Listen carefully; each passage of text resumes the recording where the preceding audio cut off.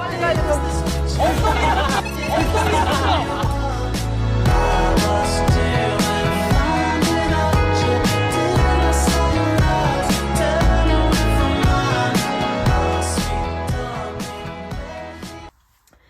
guys, what's up? Today you're watching The Back Life.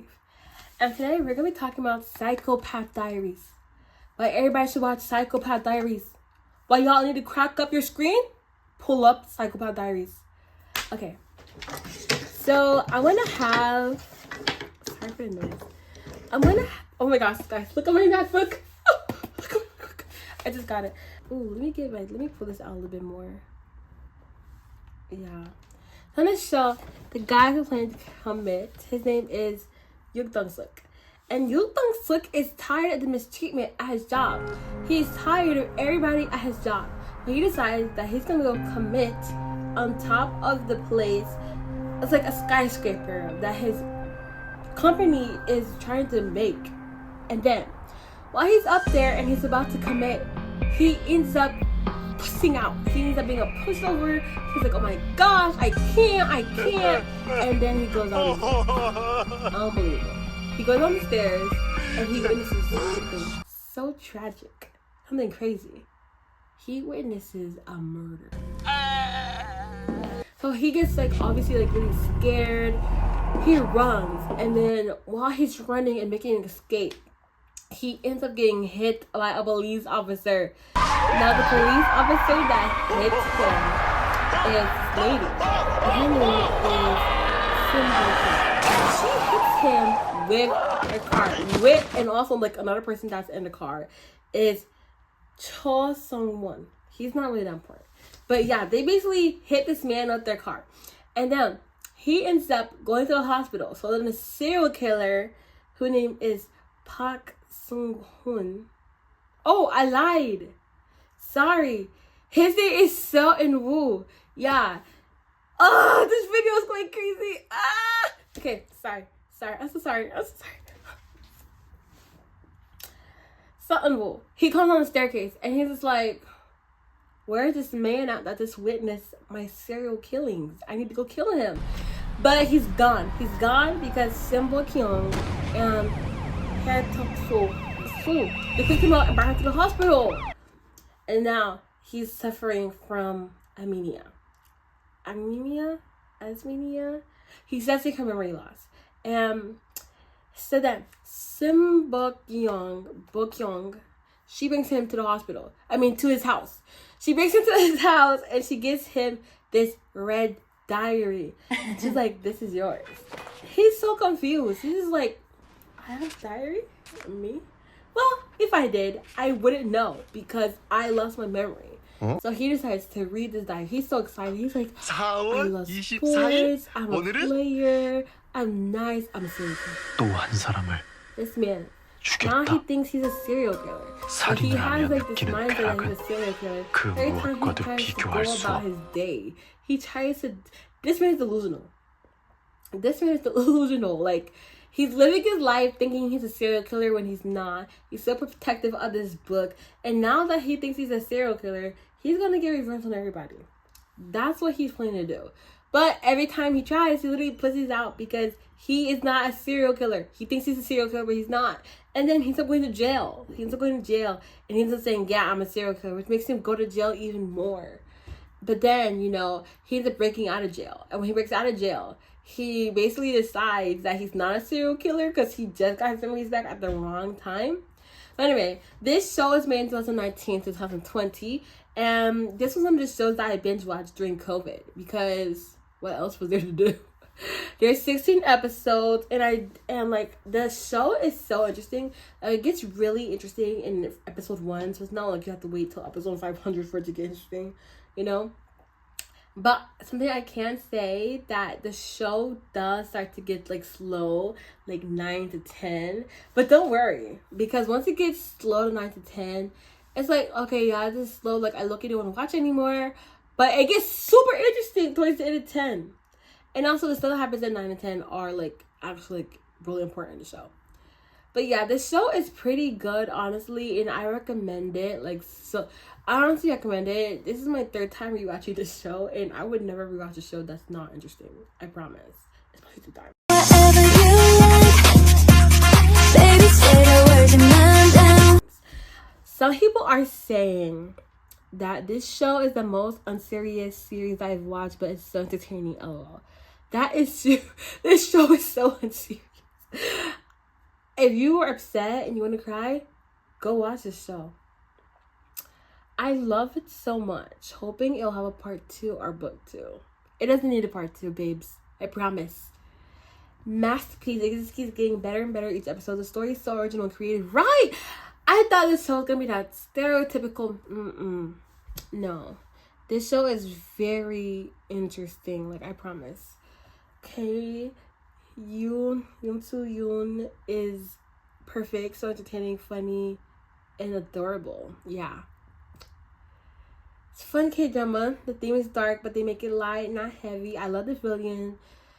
So Eun-woo. He carried the whole drama. I've watched his drama many times, but it's still interesting to watch every scene. Kind of sad. It's unrated K-drama. Hopefully he will discover this drama unrated. Drama always have the best in every aspect. That's why I preferred watching underrated drama with underrated actor than overrated drama with overrated actor. Okay. One thing I can say that they did in the show about Seo In-woo is they made him very, like, repetitive, I could say. Like, towards the end, and how he started getting, like, slipped up in his actions. Like, he was like, oh, yeah, da-ra, da-ra. Like, it was, like, you could kind of, like, already guess. Like, okay, so you're about to do this. You're about to do this. Because he started slipping up. Like, in the beginning, he's supposed to be perfect. He's supposed to, like, you're not worth my sights. Disgusting pig. He's supposed to be, like, kind of like that. But then he starts to trip up. And you're like, yeah. You're having way too much fun with this, sir. Like, not talking about the actor. I'm talking like his character. Like, you know, he was to be perfect. But then when all things go too good, he starts to slip up. But I think I kind of like that too, because I didn't want him to be like all perfect, like no mistakes. Okay, I was laughing the whole time. Yes, I was laughing too. Great comedy thriller. I've never seen a comedy thriller until I watched this, and now I'm obsessed, in love with every comedy thriller coming my way. I think another thing about this show is you could kind of see like the difference between. I have to go all the way back. You can kind of see the difference between being rich and poor, because Yuk Dong Suk and Seo In-woo, they have like 2 different lives. Like, their life is like, they both have a dead mother, they both have a stepmom and a stepbrother, they both have a dad and a sister or a stepsister. I don't know if it's I think it's the real sister, yeah. But they both have it, but like, Yuk Dong Suk, his family, they're very like loving, they're very caring. But Seo In-woo's parents are like, you are not my son. Only my son will inherit this building. Like, it's just very different, and I think that's really interesting, because like that's one of the reasons why he got caught up in thinking he was a serial killer after reading that diary. Because everybody in Yuk Dong Suk's family called their dad the chairman, but not because they see him as chairman, just because like they just like calling him that. But in Seo In-woo, he can't even call his dad. He has to say chairman. And it's just so crazy, because when I was watching the show, like I felt so loved by my parents. I was like, oh my gosh, like my parents are not like this crazy. Like, you know, like, yeah, like, it's just crazy to me. Let's continue reading some comments, because this show, spectacular. Give me another one. I don't care what's in it. Like, this show is amazing. Like 9 out of 10. Yeah, I recommended the 9 out of 10 too. The main problem and comedy of this show is that the male protagonist keeps thinking he's a serial killer just because of one so-called his diary, and sometimes even seems to be brainwashing himself into a cruel serial killer, even though in fact by nature he's not such a person. No, literally, this man was brainwashing himself and thinking he's a serial killer. Like, I'd be watching this, I'm just like, calm down. You know you're not a serial killer. Like, calm down. Like, he thinks he's a serial killer so bad. So bad. Like, oh my gosh, guys. Y'all don't understand.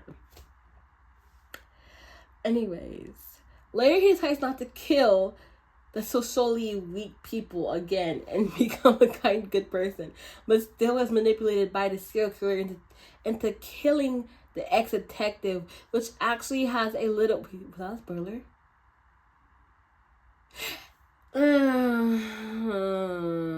Was it a spoiler? I'm gonna say it's a spoiler. Sorry, y'all. I'm sorry. Oh, yeah. Just pretend you never heard that. It actually has a little twist revealed later. I find it hard to watch that episode because I feel so frustrated that he was manipulated successfully by the main villain. Yes! The show maybe not so good for people like me who hated long drag misunderstandings till after episode 11. The truth only seems to start showing after that episode. The Doug guy who acted as his friend is really funny and made so loyal to him. I'm glad his qualities remain good, kind of friendly to him to the last part of the show, even though they even tried to help him clear his name.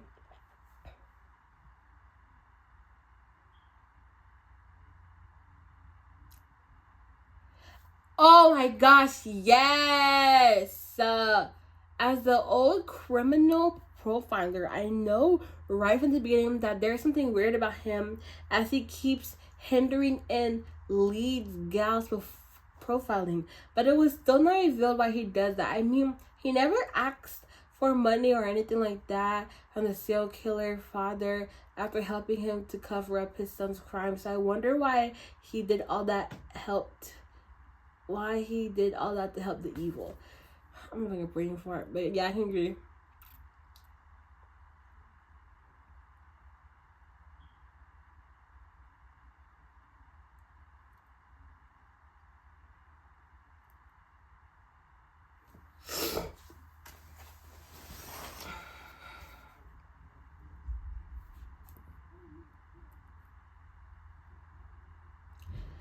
But I think that's all I can say. But this K-drama is honestly so funny. I recommend it.